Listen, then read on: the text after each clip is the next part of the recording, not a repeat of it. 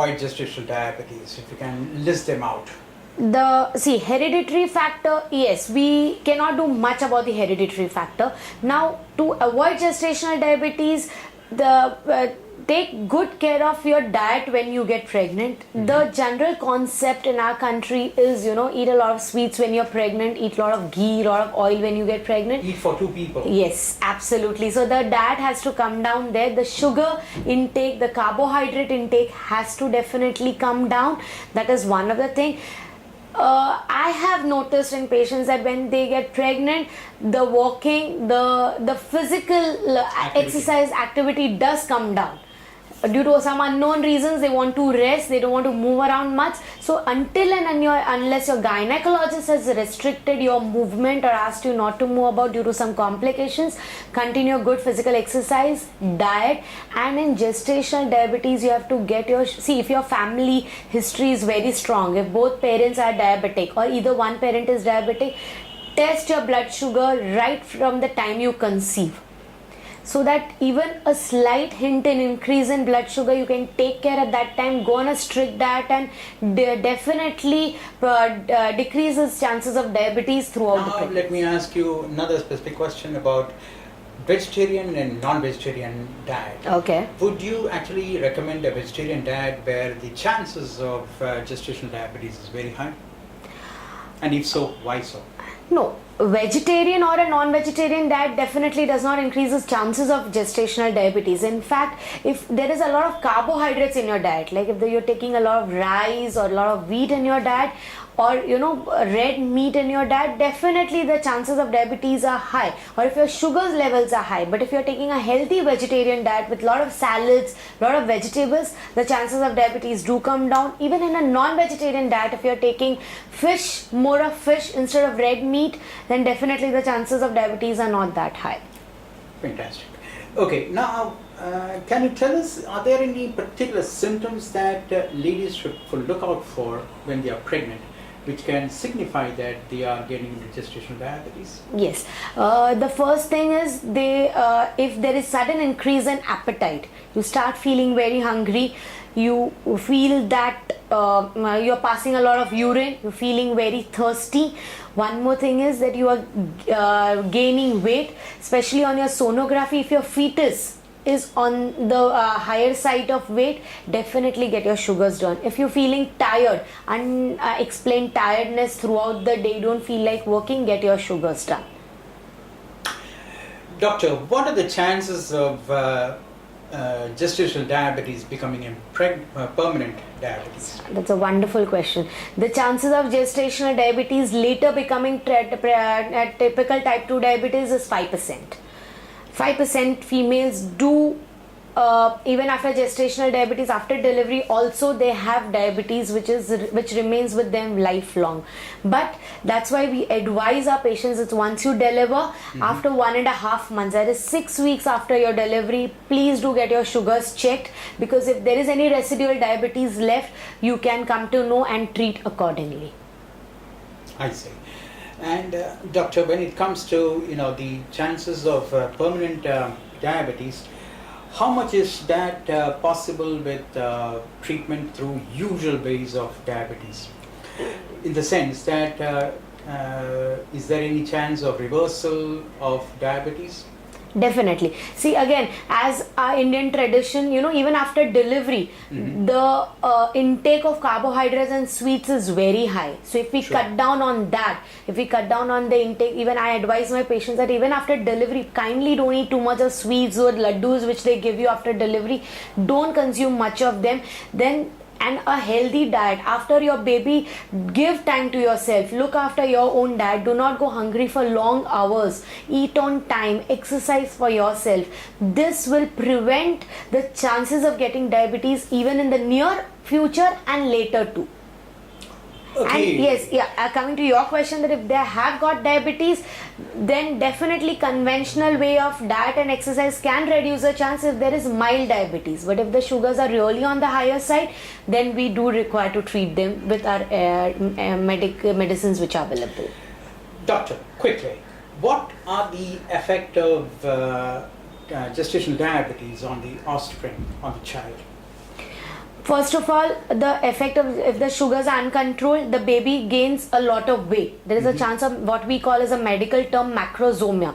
The baby's weight is high. That's why then the normal delivery becomes difficult. Generally, the gestational diabetic lady, if the baby is on how the weight is high or the baby is big, we have to undergo a cesarean section. There can be chances of neonatal jaundice, hypoglycemia. The first thing we advise is when the baby is born to check the baby sugars, because the chances of hypoglycemia in the baby, that is low sugars, are very high. There can be other congenital defects like heart, kidney problems, but they are very rare, which can be detected on the anomaly scan which is done through the pregnancy. So there are defects, but if your sugars have been good throughout the pregnancy, then chances of getting these side effects of diabetes on your baby is very less. Generally, we get a normal child. And what about long-term effect on the child? On the child, yes. If your mother has diabetes or a history of diabetes, then there is a 50% chance that you will get diabetes in the future. And if both the parents have diabetes, like his father or mother, then definitely has more chance of getting diabetes. But that is later. That is type 2 diabetes, what we are talking about, later in his life or in her life. Later would mean right from the time of teenage, or No, is it maybe later in life, not teen. Depending on the lifestyle of the kid. I mean, whether he's obese, how active he is in his daily life. Otherwise, he wouldn't get diabetes so early in life. And what is the danger to mother too because of gestational diabetes? Danger to mother because of gestational diabetes is not much. What we are looking, see, if the sugars are mildly high, the only thing is that a mother has to go for a cesarean section instead of a normal delivery. But we look more at the baby, that because of the high sugars, the baby should not have any congenital anomalies, or the weight gain should not be too much. That's why we take care of the sugars. There is a dictum in gestational diabetes: lower the sugars with the mother, better is for the baby. Even if the sugar is less than 100, it's good for the baby. And doctor, what are the pre-checks that they have to go through? Or rather, let me put it this way. If there is a camp for college-going girl children, Right. what would be the message that you would like to give them? For college-going girl children, I would definitely like to tell them that be very active, cut down on your sugar intake even if you don't have diabetes. See that you don't put on weight. Check your thyroid levels regularly, check your blood sugar levels regularly. I would advise that before conceiving, get your blood sugar levels done. If they are normal, well and good. If they are on the higher side, consult a diabetologist, take the advice and go ahead with the treatment advised to you, and then conceive. That will help you and your baby both to stay healthy. Dr. Sanghvi, can you tell us about the glycosylated hemoglobin report that you would insist on when women get pregnant? Yes, the ideal glycosylated hemoglobin which I would look for is between 5.8 to 6, maximum 6.2%. I would not like the sugars to reach even 6.5% of HbA1c.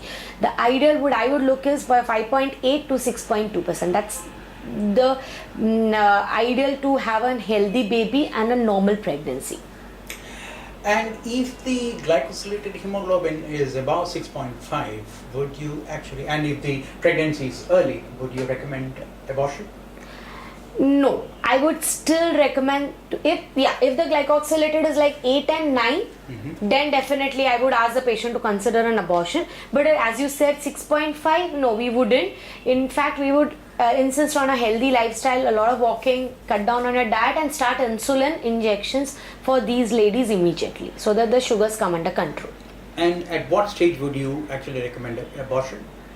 If the sugars are very high, I mean, this wouldn't be actually classified as gestational diabetes. It would be a pregnancy-induced diabetes. That is, the diabetes was already there and then the ladies got pregnant. In these patients, we insist that pre-conceiving, the sugars have to be under control, HbA1c around 6 to 6.5, and then go for a conceive.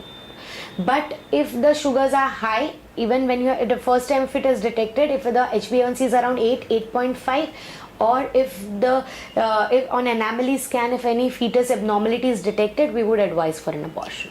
Are Indian women more prone to gestational diabetes? Definitely. Is it because of the thrifty genes? It is because of the thrifty gene hypothesis. Okay, and doctor, one specific question is about if the first child is born when the mother is about 24, 25, and the second child is born 10 years later, are the chances of getting gestational diabetes more for the second child?